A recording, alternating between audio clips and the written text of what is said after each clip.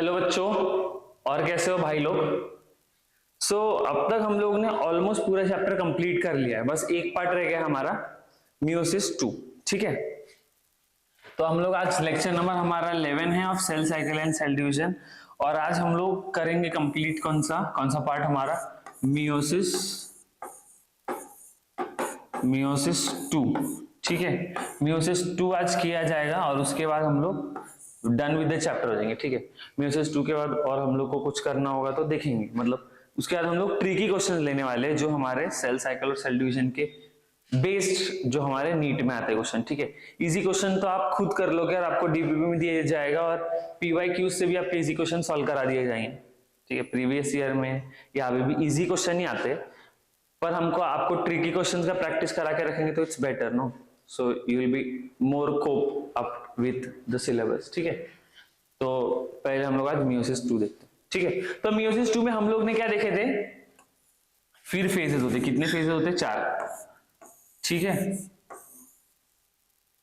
कौन से वही परमेश्वर पीमैट।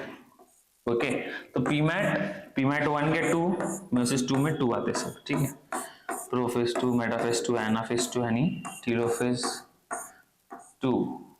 Okay, prophase 2, metaphase 2, anaphase 2, telophase 2। Prophase 2 में क्या होता है कि ये जो हमारा मियोसिस 2 है, it is exactly like mitosis. Prophase 2 ना, हम लोग को माइटोसिस एक बार अगर हम लोगों ने पढ़ लिया तो मियोसिस 2 को अलग से पढ़ने की जरूरत नहीं, एग्जैक्टली सेम टू सेम किसके जैसा है, माइटोसिस जैसा है। इसके लिए मैं शॉर्ट में फटाफट पढ़ा दूंगा। ठीक है, प्रोफेज 2 ये माइटोसिस जैसा है। तो हमारा प्रोफेज में क्या होता है, हमारा डीएनए डीकंडेंस होता है। क्या होता है, डीकंडेंस्ड। तो हमारा जो डीएनए ऐसे पसरा हुआ है, ठीक है, मतलब खुली हुई रस्सी की रील है। तो प्रोफेज 2 में क्या होने लगेगा, कंडेंस होने लग गया एक सिलाई मशीन की कंडेंस ड्रिल में। समझ में आ रहा है, ये होगा पहली चीज। पर इसका क्रोमोसोम आ किधर से रहा है, हमारा टीलोफेज 2 हुआ रहेगा, उसके बाद इंटरकाइनेसिस हुआ रहेगा, उसके बाद प्रोफेज 2 में आ रहा है, राइट। टीलोफेज 1 हुआ रहेगा, इंटरकाइनेसिस होगा, उसके बाद प्रोफेज 2 में आएगा। तो जो डीएनए टीलोफेज 1 में था वही आने वाला है यहाँ पे। तो टीलोफेज 2 में 1 में जो है एक्चुअली हमारा डीएनए जो है डीकंडेंस होता है, पर हमारे टीलोफेज 1 में जो डीकंडेंसेशन होता है वो पूरा एकदम बहुत ज्यादा नहीं होता है, थोड़ा ही होता है। तो हमारा प्रोफेज 1 में जो डीएनए आ रहा है वो एकदम डीकंडेंस है क्या, नहीं, थोड़ा डीकंडेंस है। तो इसके लिए प्रोफेज 2 में जो है ज्यादा कंडेंसेशन करने की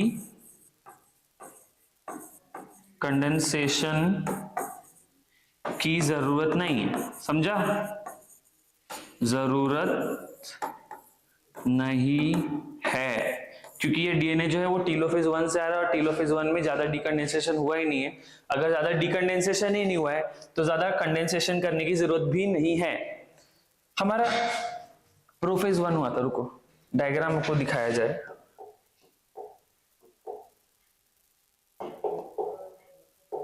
ठीक है, तो हमारा जो ये हुआ था टीलोफेज 1 में जो है हमारी एक एंटी डिस्ट्रीब्यूट हो गई थी। क्या हो गई थी, एक सेल में एक एंटी इधर चली गई थी, इधर न्यूक्लियस बन गया था, और दूसरे सेल में एक एंटी इधर चली गई थी और न्यूक्लियस बन गया था। समझ आ रहा है, डायड ऑफ सेल बन गए थे टीलोफेज इंटरकाइनेसिस तक। समझा, तो इंटरकाइनेसिस में मैंने आपको बोला था इंटरकाइनेसिस जैसा होता है, इंटरफेज जैसा होता है। ठीक है, तो इंटरफेज जैसा होता है, बट कैसा इंटरफेस, बिना एस फेज वाला इंटरफेस।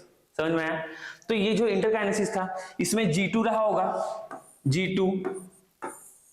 तो ये G2 में जो हमारी ये एंटी है ये डबल हो गई होगी, एंटी डबल।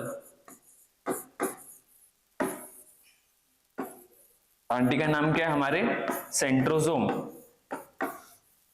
सेंट्रोजोम एंटी जो है वो डबल हो गई होगी। तो वही सेल हमारा जब आएगा प्रोफेज 2 में तो हमारा ये सेल रहेगा। ठीक है, एंटी शुरू में जब आई थी तभी डबल थी। ठीक है, अगल बगल में ही थी, प्रोफेज अर्ली प्रोफेज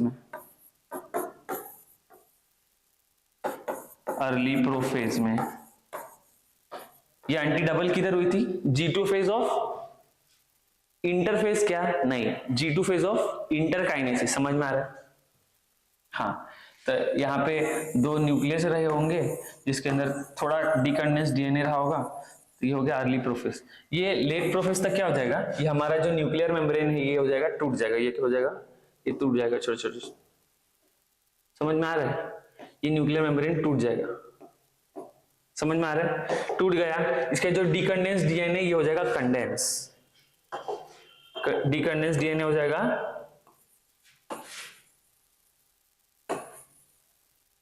डिकंडेंस डीएनए हो जाएगा कंडेंस। समझ में आ रहा है, सेम माइटोसिस जैसा डिकंडेंस हो जाएगा, हमारा न्यूक्लियोलस वो डिसअपियर हो जाएगा। क्या हो जाएगा, न्यूक्लियोलस डिसअपियर। और ये जो हमारी आंटियां ये हो जाएगी मूव, किधर, अलग अलग पोल की तरफ। एक ये आंटी इस तरफ जाने लग गई और ये आंटी इस तरफ जाने लग गई। तो अगर दोनों इस तरफ जाने लग गए तो कैसा हो जाएगा कि हमारा एक जो इधर एक इधर, फिर थोड़ी देर बाद देखेंगे तो इधर, थोड़ा बाद तो इधर। समझ में आ रहा है, तो ये मूव होने लगे पोल्स की तरफ। तो ये सब हम लोग कब देखेंगे, अर्ली प्रोफेज में देखा था वैसा नहीं, ये हो जाएगा हम लोग का लेट प्रोफेज में सीन। ये सीन होगा हमारा लेट प्रोफेज में, प्रोफेज का लेट टाइम जब भी होगा तो हम लोग का ऐसा दिखेगा। ये हो गया हमारा प्रोफेज के बारे में। अभी आपको डायग्राम दे दिया जाए, ठीक है, आपके एनसीईआरटी में से एक डायग्राम उठा लिया जाएगा और आपको दे दिया जाएगा, आपको पूछा जाएगा कि वो कौन सा फेज है, ठीक है। आपको दिखेंगे कि हमारा न्यूक्लियर मेम्ब्रेन डिसअपियर हो रहा है, उसके अंदर क्रोमोसोम्स है और आंटियां जा रही, तो आपको क्या दे दिया जाएगा, ऑप्शन। ऑप्शन दे देंगे, पहला प्रोफेज, दूसरा ऑप्शन दे देंगे प्रोफेज 1, थर्ड ऑप्शन दे देंगे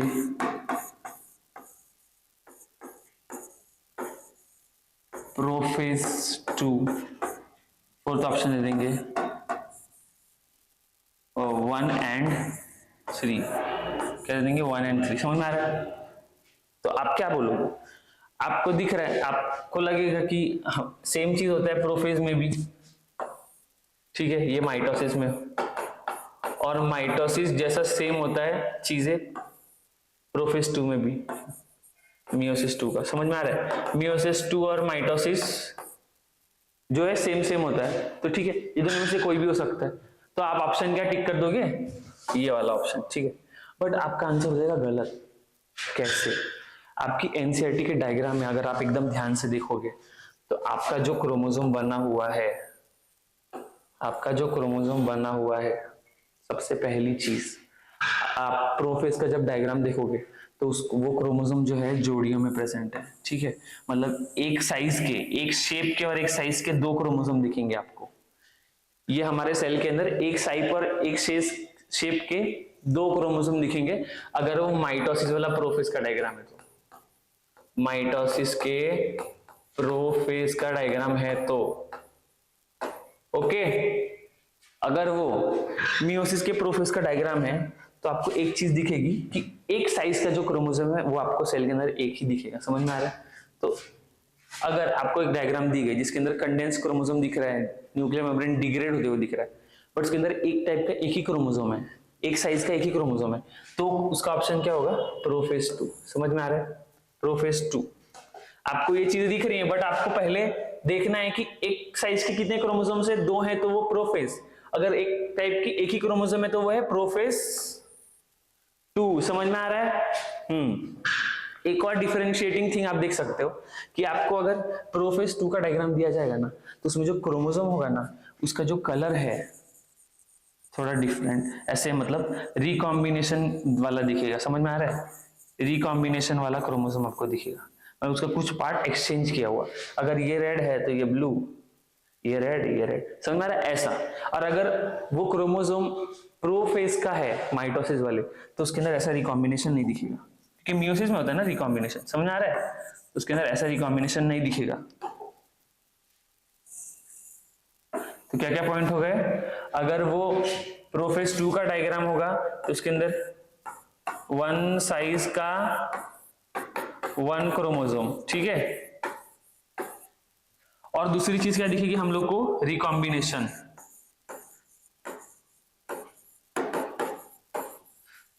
अगर वो माइटोसिस वाले प्रोफेज का डायग्राम रहेगा तो उसके अंदर क्या दिखेंगे, एक साइज के कितने क्रोमोसोम, 2 क्रोमोसोम,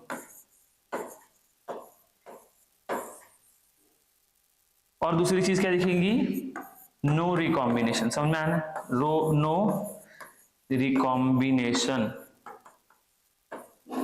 ये क्वेश्चन आता है बहुत, ठीक है, आपको आइडेंटिफाई करने बोला जाएगा, ठीक है। तो प्रोफेज टू में क्या क्या चेंज हुआ, हमारा न्यूक्लियर मेम्ब्रेन डिसअपियर हो गया, हमारे क्रोमोसोम जो है वो कंडेंस हो गए, न्यूक्लियोलस डिसअपियर हो गया। और क्या माइटोसिस में क्या क्या चेंज हो रहा था, हमारा एंडोप्लाज्मिक रेटिकुलम गायब हो रहा था, माइटोकॉन्ड्रिया गायब हो रहा था, और गोल्गी बॉडी गायब हो रहा था।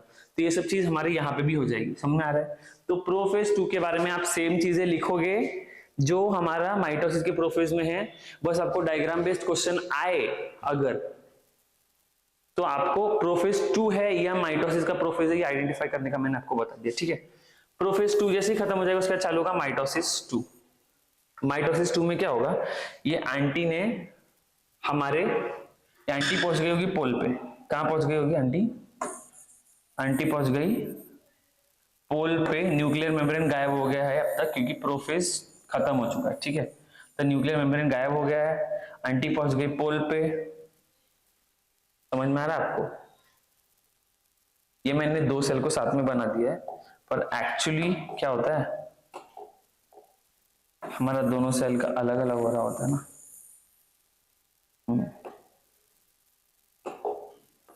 ये एक सेल, ये दूसरा सेल, ठीक है, ओके। ये आंटी हमारी डिवाइड हो गई थी, पहुंच गई थी पोल पे,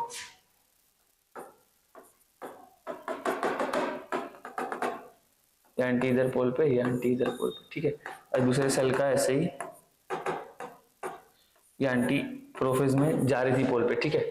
तो माइटोसिस खत्म होने तक, सॉरी प्रोफेज खत्म होने तक आंटी किधर पहुंच जाएगी, अपने पोल पे, समझ में आ रहा है। तो आंटी अभी किधर प्रेजेंट है, अपने इधर, हाँ।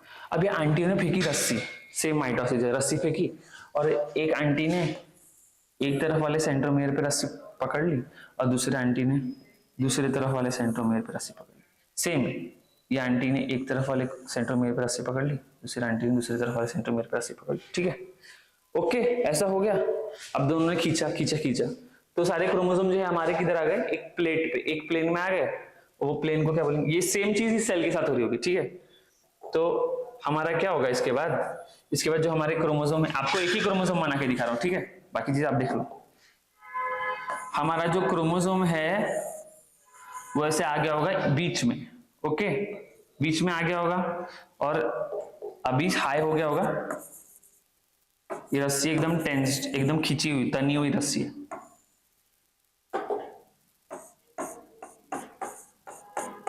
आंटी ने रस्सी खींच ली है तो एकदम दबाव है रस्सी पे, ठीक है, एकदम दबाव है, एकदम दबाव से सारे क्रोमोसोम्स, एक क्रोमोसोम, 2 क्रोमोसोम, 3 क्रोमोसोम, 4 क्रोमोसोम, ऐसे क्रोमोसोम सब एक प्लेन में आगे रहेंगे। हमारा क्या बन गया होगा,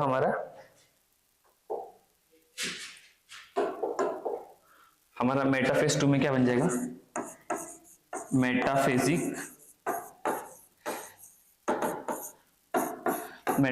प्लेट, समझ में आ रहा है। और ये प्लेट सिंगल होगा लेयर के डबल, सिंगल लेयर, समझ में आ रहा है, single layer, double layer metaphasic plate किधर बन रहा था, मियोसिस 1 में, समझ में आ रहा है। अभी अगर आपको वापस डायग्राम दे दिया जाए माइटोसिस के मेटाफेज का या मियोसिस के मेटाफेज 2 का, तो आप आइडेंटिफाई कैसे करोगे, ठीक है। तो आपके लिए मैंने डायग्राम रखा हुआ है यहाँ पे, हाँ ये दिख रहा है, प्रोफेज दिख रहा है, हाँ? ये किसका है, हमारा प्रोफेज 2 है। तो इसमें एक साइज का एक क्रोमोसोम है, एक दूसरे साइज का दूसरा क्रोमोसोम है, एक साइज का एक क्रोमोसोम है, दूसरे साइज का दूसरा क्रोमोसोम है। तो इससे हम लोगों का क्या समझ गया कि ये प्रोफेज है या प्रोफेज 2, इससे हमको समझ गया कि ये प्रोफेज 2 है, एक टाइप का क्रोमोसोम। इसके अंदर आपको दिख रहा होगा ये लाइन, आप एनसीईआरटी में ध्यान से देखो, ये लाइन दिख रहा है, इसमें भी इधर लाइन है, रिकॉम्बिनेशन का लाइन है, ठीक है, इधर से रिकॉम्बिनेशन, मतलब इसमें रिकॉम्बिनेशन दिख रहा है हमको। अगर रिकॉम्बिनेशन दिख रहा है, मतलब रिकॉम्बिनेशन अगर दिख रहा है तो ये क्या है, प्रोफेज 2 है, ना कि प्रोफेज ऑफ माइटोसिस, समझ में आ रहा है। सिमिलरली ये मेटाफेज का डायग्राम दिख रहा है आपको, एक तो मेटाफेजिक प्लेट दिख रही है, ठीक है, तो मेटाफेजिक प्लेट दिख रही है, तो ये है मेटाफेज, मेटाफेज प्लेट दिख रही है, इसके लिए मेटाफेज। अभी कौन सा मेटाफेज है, ठीक है। तो आपने देखा कि ये सिंगल लेयर दिख रही, मेटाफेज में क्या दिख रही है हमको, सिंगल लेयर दिख रही है प्लेट की।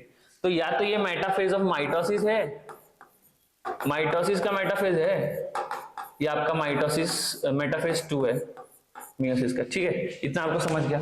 अब इन दोनों में से कौन सा कैसे समझेंगे, तो आपको एक साइज का कितना क्रोमोसोम दिख रहा है, एक साइज का एक ही क्रोमोसोम है, दूसरे साइज का दूसरा क्रोमोसोम है। तो ये एक चीज हम लोग को पता चल गया कि ये मियोसिस 2 है, ठीक है। और इसमें कंफर्म करने के लिए हम लोग क्या देखेंगे, रिकॉम्बिनेशन देखेंगे। तो रिकॉम्बिनेशन दिख रहा है आपको, रिकॉम्बिनेशन दिख रहा है, मतलब ये कंफर्म हुआ कि ये मियोसिस 2 का मेटाफेज 2 है। इतना आपको समझा है। हम लोग मेटाफेज देख लेते हैं माइटोसिस का एक बार, आपको डायग्राम के बीच का डिफरेंस समझ जाएगा। देखिए ये मेटाफेज का है क्या, डायग्राम माइटोसिस वाले मेटाफेज का, ठीक है। तो इसमें आपको एक साइज का ये दिख रहा है क्रोमोसोम, उसी साइज का दूसरा क्रोमोसोम, मतलब एक टाइप के कितने क्रोमोसोम दिख रहे हैं हमको, एक टाइप के 2 क्रोमोसोम, ठीक है। और इसके अंदर हम लोग को कहीं से ऐसा कटा हुआ दिख रहा है कि इतना कटा हुआ पार्ट अलग, इतना अलग। रिकॉम्बिनेशन दिख रहा है क्या कहीं पे, तो रिकॉम्बिनेशन नहीं दिख रहा है। दूसरा क्या है, दूसरा नो रिकॉम्बिनेशन।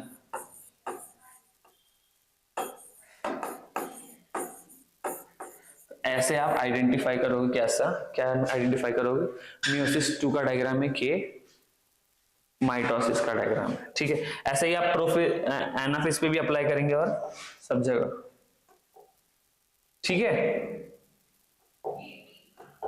अभी हम लोग देखते हैं next anaphase 2।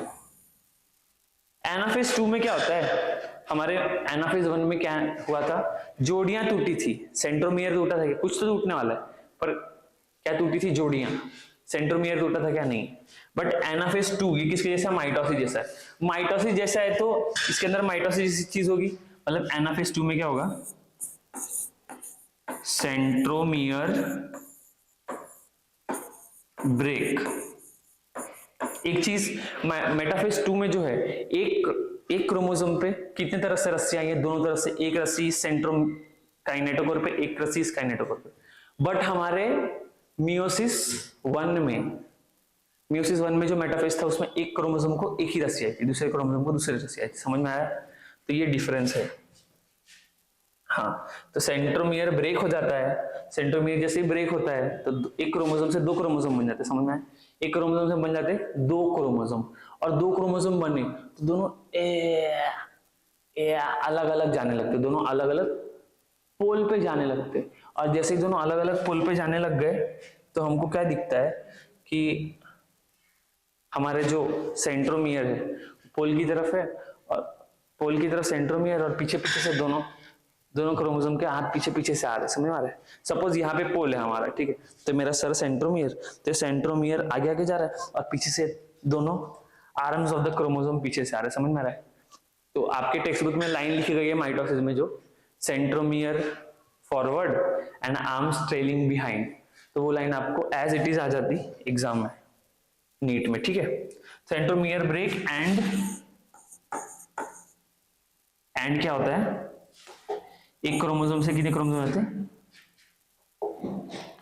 Chromosome number double, ठीक है, क्रोमोसोम नंबर डबल हो जाता है and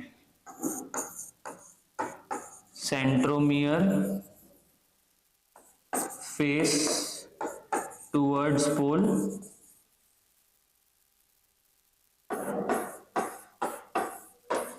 and arms trailing behind.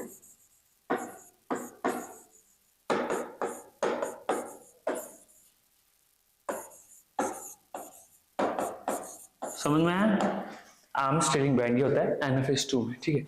इसका डायग्राम आपको दिखा दिया जाए।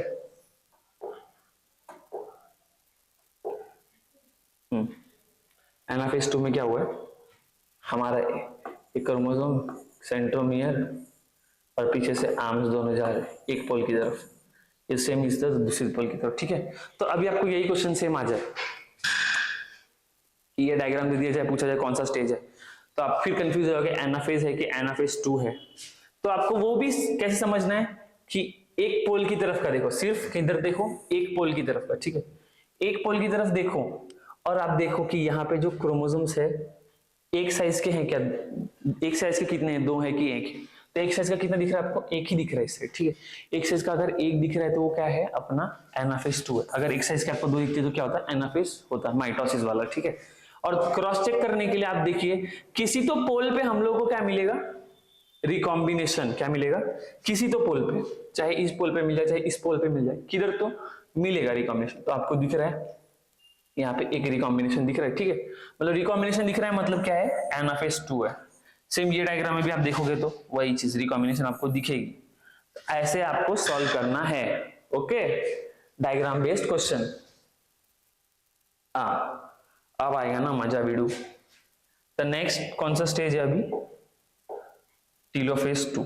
टीलोफेज 2 में क्या होगा, वही होगा जो माइटोसिस के टीलोफेज में होता था, क्रोमोसोम्स डीकंडेंस हो जाएंगे, हैं क्या हो जाएंगे, क्रोमोसोम्स वापस पसर जाएंगे, डीकंडेंस हो जाएंगे, हमारा न्यूक्लियर मेम्ब्रेन वापस से रीअपीयर हो जाएगा, न्यूक्लियोलस रीअपीयर हो जाएगा, एंडोप्लाज्मिक रेटिकुलम वापस आ जाएगा, माइटोकॉन्ड्रिया वापस आ जाएगा, ये सब चीज वापस आ जाएंगे, मतलब जो भी प्रोफेज 1 में हुआ था उसका उल्टा सब हो जाएगा, उल्टा ऑफ प्रोफेज 1। ये आपको मैं फटाफट इसलिए बता रहा हूं क्योंकि हम लोग ने ये सब माइटोसिस में किया हुआ है। आप एक बार माइटोसिस का वीडियो देख लेंगे, 3-4 वीडियोस है, तो फिर आपको ये फटाफट होगा जैसे मैं बता रहा हूँ, फटाफट, आपको वापस एफर्ट देने की जरूरत नहीं है, ठीक है। तो उल्टा ऑफ मतलब प्रोफेज में जो भी चीज बनाई गई थी वो बिगाड़ी जाएगी और जो चीज बिगाड़ी गई थी वो बनाई जाएगी, समझ में आया।